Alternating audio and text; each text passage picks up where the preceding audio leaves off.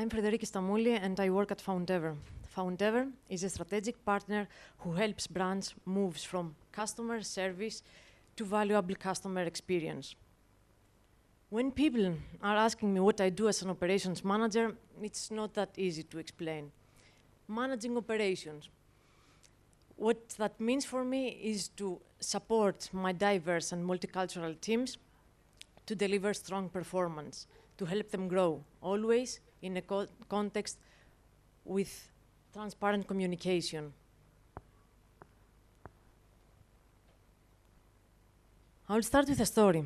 A few months ago, at one of our sites, I met an agent, brilliant at her job, empathetic, with great soft skills, calm under pressure.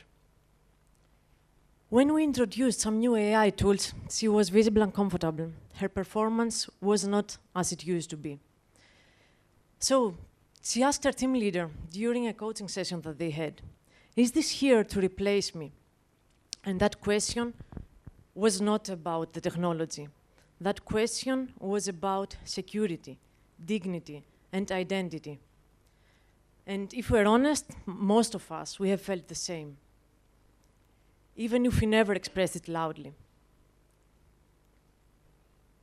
It's actually deeply human to fear something that we don't understand. Let's take, for example, a bit the past from the history. Every major shift in history has triggered the same reaction. Telegrams, phones, emails, chatbots, and now they're into our daily lives. Even the expression "Google it" has started becoming outdated, actually. AI is not different, except for one thing, the speed of development and the speed of adoption.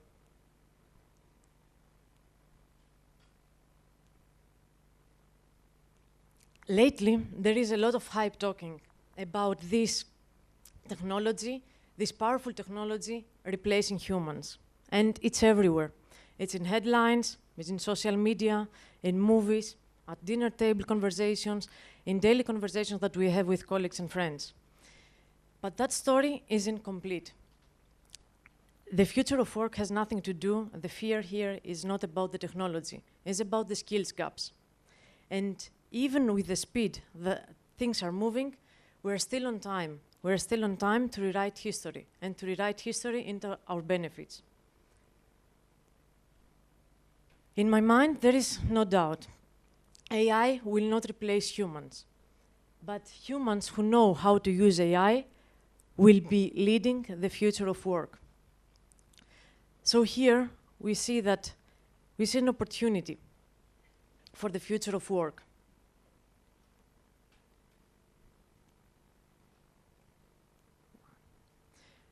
I work at a company that made a deliberate choice with 150,000 associates, operating in 45 countries, delivering brands in more than 60 languages. The advent of AI is not just theoretical for us. It's about real people and real impact. So we asked ourselves a very hard question. How are we going to build the workforce for the future without leaving anyone behind? And the answer was to engage with AI differently. So today I'm here to talk to you about what we call the great equalizer. So now then imagine, for the first time in the history, a single mom in Thessaloniki, a young graduate in Bogota, a team leader in Manila, all having access to the same intelligent tools as a senior consultant in London. When people are giving access to technology, to information, and to knowledge, not filtered by any background, not by any other privilege, the results can be extraordinary. Productivity improves, confidence grows. We move from task execution to actual problem solving.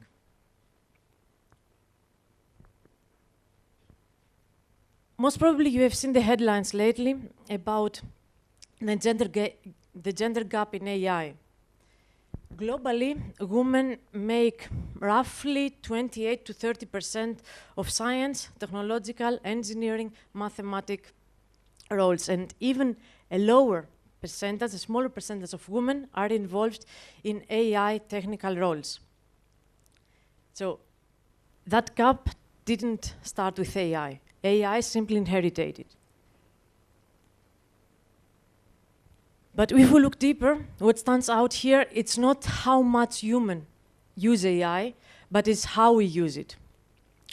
Women tend to engage with AI differently, in a more collaborative way, in a context-rich way. They are defining constraints differently, asking follow-up questions, and at the end, evaluating the outcomes clearly. So imagine two people asking AI to draft for them a response. The first asks, write a response, while the second one asks AI to write a response for a frustrated customer whose delivery has been delayed, who values transparency, and who has already contacted us twice. Same tool, totally different outcome.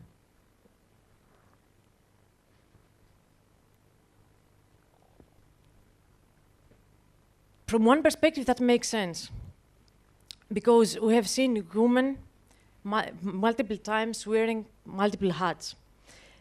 They are working in environments where context is everything. They are balancing competing priorities.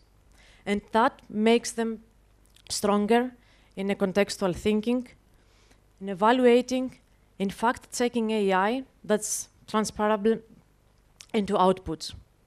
So, women do not just use AI, they work with it. That combination, human judgment plus machine intelligence, is where the real value is created. So at Foundever, with AI, we don't see a cold and automated future, but we see here an opportunity. Background where it does not limit opportunities, where skills matter more than titles, where technology amplifies humans' connection to inspire empathy at scale, where people with their unique talent can create moments that they really value. And of course, AI does not happen by accident. By delivering 3.3 billion customer interactions per year, we know this well. So we have been intentional on how we build AI. We have built a framework, an AI adoption framework, across 5 layers: tools, skills, trust, governance, and culture. And we reinforce it through initiatives like the AI Week. During AI Week, we are giving people hands-on exposure. We are arranging some meeting sessions where new tools are introduced to our people. People can use practical cases, and there is space for them to experiment with no fear, because confidence comes from experiment. So before I will leave the stage, I will leave you with a challenge. Use AI. Use AI with purpose and intent. Try to use AI in order to build bridges, to break barriers, to create stronger human connection. This is what we've built our company on, and it really works. Technology with purpose helps humans do what only humans can do, to create moments with authenticity and meaning. Thank you.